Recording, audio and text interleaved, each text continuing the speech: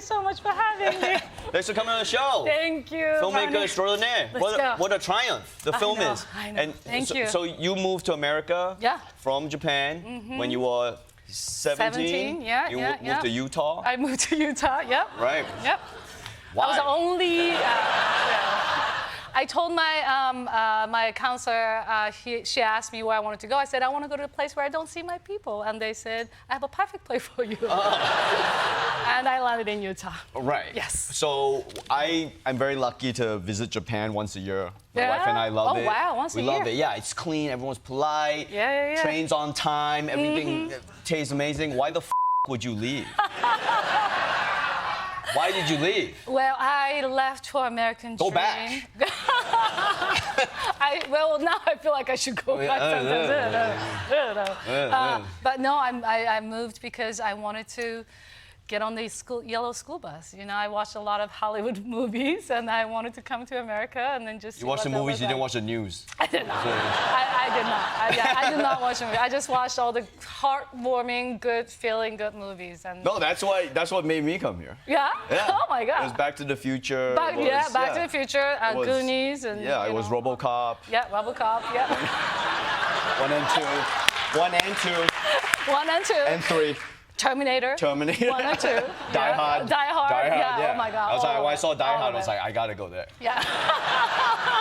So you moved to Utah, Yeah, and then you came for show business, not filmmaking. But So yeah, I was doing a theater. You know, that was kind of my passion back then. I just became a photographer. I started shooting rap artists and then musician, and then next thing I know, I was at the film school. You had film school at USC. I went to USC. Yeah. So you came here for the arts. And yeah, I did. Essentially, American arts, and that's. I think sometimes Americans don't understand that. Outside of America, when you grow up, you do come here for the arts. Yes. You know, and we don't think of it, when you live here, you don't think of it as the arts, you think of it as, TikTok. But that's right. It was the arts, to me, yeah. And so my question is, why was it something that you wanted to come here for instead of pursuing it in Japan? Well, I felt like, as a kid, like my parents had this factory and it was doing a press work, pressing metals, and it felt like the life have to be better than pressing metals. I mean, child labor didn't exist back then, so, you're doing whatever the parents tells you, or my grandparents, and I just wanted to, see the world, what else is out there. I just felt like in my gut, I had to get out of there. So I found an opportunity and I moved to Utah. Right. Yeah. You just followed something inside. And it looks like it paid off because you did. Yeah, I did. Your first movie, The Rental Family. Yes, I did. I did. My second movie. Thank you. Yeah. I mean, I appreciate that you guys understand how hard, making a movie is cool. But I don't think you fully understand how hard it is to make a movie. The number of hoops you have to go through. Yes. You have to get the script, you have to get the actors signed, you have to get financing, you have to get the cameras, you gotta get food, you gotta get coffee. Everything. Everything. You got people, you gotta, free you gotta deal with all this. So and you managed to make this. Can you tell us a little bit about what Rental Family is about? Sure. The Rental Family follows this American token white guy, and Mr. Brendan Fraser. Mr. Brendan Fraser, and he's amazing in it. He's an actor who's not really quite working actor, and we just follow him how he navigates through Tokyo. But he run into this rental family business, the owner. And what are rental families? This is a real thing. It's a real thing. Yeah. And So what there's are about rental family is where people who basically rent out.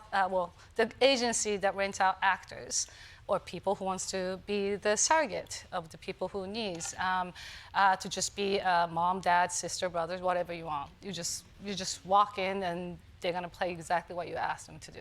And it's just kind of fulfilling the voice of, emotional needs to sometimes people deal with the trauma or, without any license because they're not licensed therapists, but that's what they kind of do. So you could literally go into the shop and go, I wanna hire a dad who likes me. Yeah, exactly. Exactly. And they'll find someone. Exactly. And they were like, and you can go through the pictures, going through the extra agency, right? And he was like, oh, he looked like that. I was like, I'm gonna pick him. Right. Tell him, as he walk in, just grab my shoulder or just say, I love you, kiss on my cheek. And then. And he'll do exactly how. But there's no when you hire someone and this is this is a real thing. Real thing. When you hire a fake dad. Yeah. when they enter, the illusion starts. There's no pre-discussion. There's no like, okay, I want you to come in here and then. You can do that too. You can order exactly. But, you can talk to him directly, or you can talk through the agency. Sure. But they'll do walk-in as if. So there's an option. There's no broken characters Right. whatsoever. They just Don't walk break in there. character. No, don't just break come character. in. Just be a dad. Yeah. And is this okay? So Yeah. how fringe is this in Japan? Well, what do you mean Frenches? Like. Sorry, I'm a foreigner. No, I meant guess you like didn't you know, know. we obviously it's a very kind of out there concept in America. How much do Japanese people also think this is an out there concept? I think a lot of people. I mean, I'm Japanese, and then when I found out about this business, I was just like, what the? Yeah, you can say. Like, You can say. It's yeah, okay, cool. So yeah, I was just like, what the is happening? Yeah. I have to stop. No, you're too polite. You're too polite. I'm Japanese, so Yeah, but you're come on. American Yeah, now. Just okay. say. Just say it. So No, seriously, say yeah, it. okay, Say what yeah, okay. yeah. I love this. I love you. Way to break barriers. I was okay. told not to say words on anything. No, who but- told you to say that? Okay, well, my. Tell them to off. It's not Okay. what you say like that. Okay. Yeah. So yeah. even in Japan, this is kind of like a whoa. What is Yeah, this? what is this? And I'm Japanese, and I was just like, what the is this? Yeah. Okay, I said it. Yeah. And then I found out why this business exists, right? Yeah, I just started on why, like what kind of people use services, like who gives the services. And as we just went through really intensive research, I found out that those are really people who needs to feeling lonely, and you know it's kind of like epidemic loneliness. People are needing somebody to be there for you, and happen to be in Japan. There's a lot of people need that. Right. So people are hiring like grandmothers, like yeah, hiring brothers and sisters. Yeah, and you can fathers. do. You can literally hire anybody. There's like there's a group of grandmother goes into some random people's house and make lunch. Oh. Yeah, and then they're like happy because they eat lunch together, and she's like, "Okay, I'll see you tomorrow," and they walk away. Oh. And they have business like that. And then there's a guy called Mr. Do Nothing. He absolutely do nothing. Like crazy. And his job is just sit next to you and just like eat ramen with you. You know, you need salt. He was like, puts the salt next to you. Oh, that's doing something. Yeah, well, yeah. If you ask, if Okay. you don't, you can just eat ramen. You can next hire to a you. useless man to come Exactly. And it's like what, $30 an hour. in. Oh, you should It's just like, come on. Hey, Japanese people looking for that. Come to America. You can get that for free. And so you made a movie about it instead of a documentary. Like why do you choose a scripted narrative for this? I mean, I love cinema.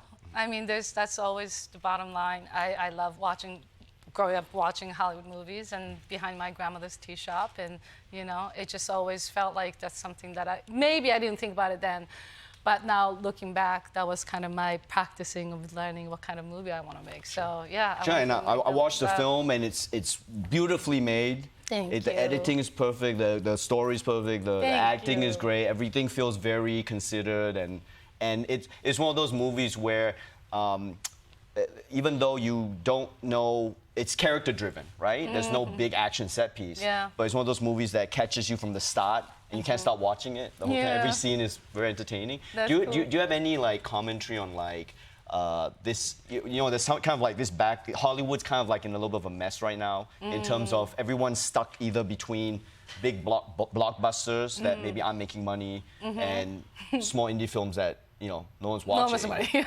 But then Make no money.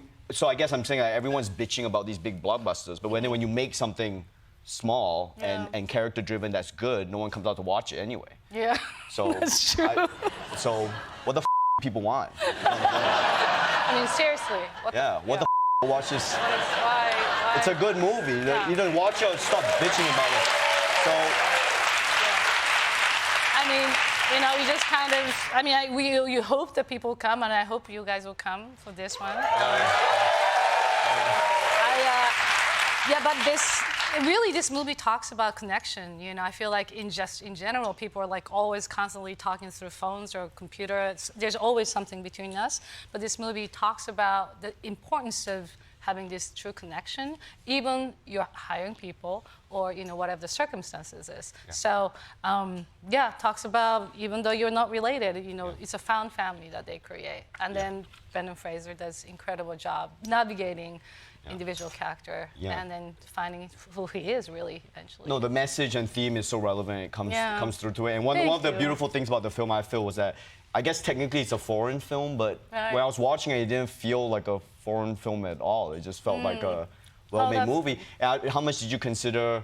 How much thought did you put into Japanese dialogue versus English dialogue, or did you just let it be what I it just was? kind of let it be. Like I once I find who Philip was, and Brendan being the Philip, I just kind of just wanted to be equal. But then, what is it like to be in Japan if you're the Philip's character?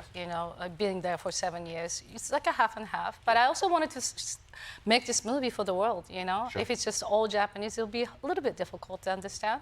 Right. So yeah, we kind of find a fine balance in between. No, I think you got the balance right. Like when they speak Right. English, it doesn't feel weird. Right, And it right. feels like it fits in the.